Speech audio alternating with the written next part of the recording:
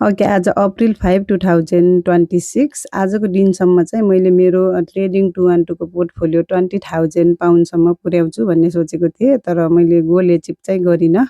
यो वर्ष 18,000 सम्म पुर्याएँ अनि यही उपलक्ष्यमा मैले सिकेको 8 वटा कुराहरू यहाँ सेयर गर्न गइरहेको छु।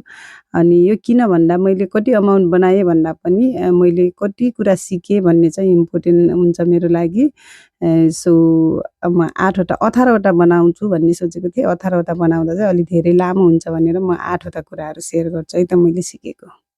एकदमै पहिलो नम्बरमा कुरा गर्नुपर्दा मैले सिकेको कुरा चाहिँ इन्भेस्ट गर्नलाई एकदमै धनी हुनुपर्छ अनि हाई अर्नर हुनुपर्छ भन्ने कुरा चाहिँ साँचो होइन रहेछ। पहिला मलाई लाग्थ्यो पैसा धेरै कमाउने मान्छेले मात्रै इन्भेस्ट गर्ने होला, धनी मान्छेहरूले मात्रै भन्ने लाग्थ्यो। तर मैले मेरो जर्नी सुरु गरेपछि मैले थाहा पाएँ कि हामी जस्तो नर्मल म जस्तै वेयर हाउसमा काम गर्ने मान्छेले पनि इन्भेस्ट गर्न सकिन्छ, एकदम इजिली सकिन्छ। अनि नम्बर 2 मा मैले सिकेको कुरा धनी मात्रै मान्छेले गर्ने होइन अनि धेरै पैसा भएको मान्छेले मात्र गर्ने पनि होइन। हामीले धेरै पैसा जम्मा गरेर राख्नु पनि पर्दैन इन्भेस्ट गर्नको लागि। अनि 1 पाउन्डबाटै सुरु गर्न सकिन्छ। जस्तै मैले युज गरेँ ट्रेडिङ 212 मा 1 पाउन्डबाट नै सुरु गर्न सकिन्छ। मैले चाहिँ 10 पाउन्ड सुरुमा डिपोजिट गरेर सुरु गरेको, तर हामीले लिटरली 1 पाउन्डबाट सुरु गर्न सकिन्छ। सो त्यस्तो धेरै अमाउन्ट पनि चाहिँदैन हामीलाई इन्भेस्टिङ जर्नी सुरु गर्नलाई।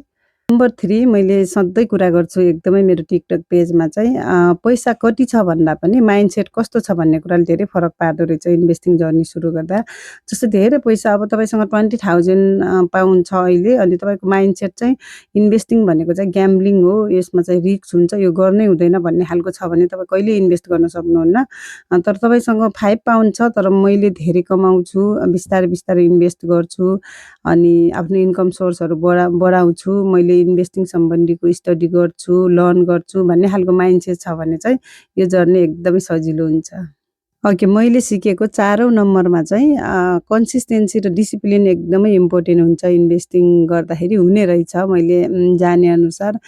जस्तै यो महिना चाहिँ मैले 100 पाउन्ड गरेँ, अर्को महिना चाहिँ नगरे नि हुन्छ, म बरु त्यो 100 पाउन्ड म खाएर घुमेरै सक्छु भन्ने चाहिँ राम्रो चिज हुँदैन। जस्तै अटो इन्भेस्ट गर्ने हरेक मन्थ 50 पाउन्ड होस्, 100 पाउन्ड होस्, एकदम रेगुलरली इन्भेस्ट गर्ने, त्यसलाई डिसिए पनि भनिन्छ। त्यस्तो गऱ्यो भने चाहिँ हाम्रो पोर्टफोलियोमा एकदमै राम्रै डिफ्रेन्ट देखिन्छ। ओके, नम्बर 5 मा चाहिँ मैले अघि माइन्डसेटको कुरा गरेँ जस्तै स्टडी गर्न अनि कन्टिन्यू स्टडी गर्न एकदमै जरुरी छ। जस्तै किताबहरू पढ्ने बानी गर्नुपर्छ। मैले पहिला किताबहरू चाहिँ पर्सनल डेभलपमेन्टको एकदमै पढ्ने गर्थेँ किताबहरू। तर मैले इन्भेस्टिङ जर्नी सुरु गरेपछि फाइनान्स सम्बन्धीको बुकहरू, माइन्डसेट सम्बन्धीको बुकहरू अनि इन्भेस्टरहरूको बायोग्राफी, इन्भेस्टरहरूको इकोनोमिस्टहरूको पोडकास्ट अनि युट्युबमा त्यही अनुसारको कन्टेन्टहरू कन्ज्युम गर्छु, टिकटकमा पनि त्यही अनुसारको कन्टेन्टहरू कन्ज्युम गर्छु अनि आर्टिकलहरू पढ्छु। स्पेसल्ली युकेको आर्टिकलहरू मैले कुनै पनि छुटाउँदिनँ, भ्याएसम्म सबै पढ्छु। त्यसले गर्दाखेरि चाहिँ अब त्यो फलो गर्नु चाहिँ हुँदैन एक्ज्याक्टली कसले के गर्यो भनेर, तर माइन्ड फरक किसिमको इकोनोमिस्ट, फरक किसिमको इन्भेस्टरहरूको कुराहरू सुन्यो भने आफूले के गर्ने भन्ने कुरा डिसिजन लिन एकदमै सजिलो हुन्छ। सो स्टडी गर्न चाहिँ कहिल्यै भुल्नु हुँदैन, कन्टिन्यू स्टडी चाहिँ गरिराख्नुपर्छ। बिगिनर इन्भेस्टर हुँदाखेरि चाहिँ यो एकदमै जरुरी हुन्छ। नम्बर 6 को चाहिँ नम्बर 6 को न्युज हेरेर अथवा साथीभाइले भनेको आधारमा इन्भेस्ट चाहिँ कहिल्यै गर्नु हुँदैन। सुरुमा चाहिँ मैले पनि न्युजहरू हेर्थेँ अनि न्युजहरू हेर्ने टेस्ला भनेको त्यस्तो हाइपमा आएको थियो त्यतिखेर मैले सुन्दाखेरि चाहिँ कार चाहिँ थाहा थियो मलाई, यसरी इन्भेस्ट गर्नु पाइन्छ टेस्लामा भन्ने कुरा चाहिँ पछि थाहा भयो नि त। त्यसपछि मैले टेस्लामा गरेको थिएँ। त्यस्तो इन्डिभिजुअल कम्पनीहरू जुन आफूलाई नलेजै छैन त्यस्तो कुराहरूमा इन्भेस्ट चाहिँ गर्नु हुँदैन, जस्ट बिकज कसैले भनेको आधारमा। अब नम्बर 7 को एकदमै मैले सिकेको यो जर्नीमा मोस्ट इम्पोर्टेन्ट कुरा होला मैले सिकेको भने चाहिँ पोर्टफोलियो आफ्नो डाइभर्सिफाई गर्नुपर्छ। जस्तै सबै एग एउटै बास्केटमा नराख्नु भन्छ क्या इङ्ग्लिसमा। अनि त्यसरी राख्यो भने जस्तै टेक्नोलोजीमा सबै टेक्नोलोजी सेक्टरमा हामीले इन्भेस्ट गऱ्यौँ भने बाइचान्स टेक्नोलोजी सेक्टर डाउन गयो भने हाम्रो पोर्टफोलियो सबै डाउन जान्छ। सो सबै मिक्स गरेर गर्ने अनि त्यो इन्डिभिजुअल स्टकहरू चुज गर्नलाई स्टडी गर्नलाई गाह्रो हुन्छ नि त। त्यही भएर अनि डाइभर्सिफाई गर्नको लागि बेस्ट वे मैले अपनाएको भनेको मैले इन्डेक्स फन्डमा इन्भेस्ट गर्ने गर्छु। मैले मेरो पाइहरू पनि बनाएर राखेको छु, यही युट्युबमा गएर हेर्नु होला है त।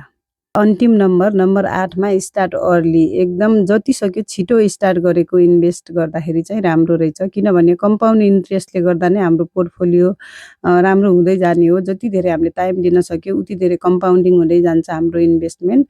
सो भोलि गर्छु, पर्सि गर्छु, पैसा जम्मा गरेर गर्छु, अलिकति सिकेर गर्छु भन्ने भन्दा पनि बेसिक नलेज छ आफूलाई अनि आफ्नो पर्सनालिटी हुन्छ नि त्यस्तो इन्भेस्ट गर्न सक्ने खालको छ भने चाहिँ गरिहाल्दा राम्रो हुँदो रहेछ।